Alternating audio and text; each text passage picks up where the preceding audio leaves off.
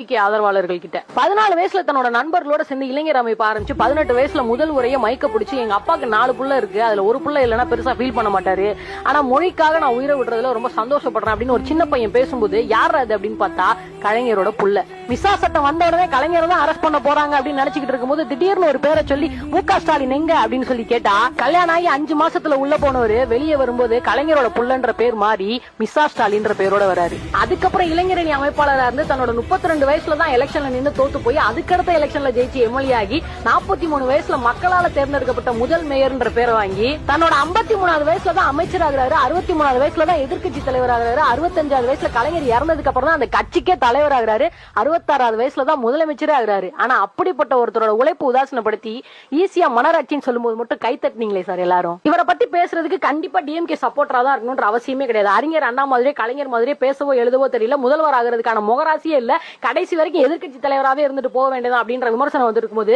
தன்னோட உழைப்பால மட்டுமே மக்களால முதல்வரானவரை யார் வேணா பேசலாம். நியாயமான கேள்வியை கேட்டா கூட அதுக்கு பதில் சொல்லாம சொம்பு பித்தலன்னு கமெண்ட் பண்ணுவாங்க. மன்னராட்சி நடக்கிறதுக்கு இது ஒண்ணு இங்கிலாந்து கிடையாது, அப்பனுக்கு அப்புறம் புள்ளதான் வரணும்னு சொல்றதுக்கு இது இந்தியா. மக்கள் கையில தான் பவர் இருக்கு.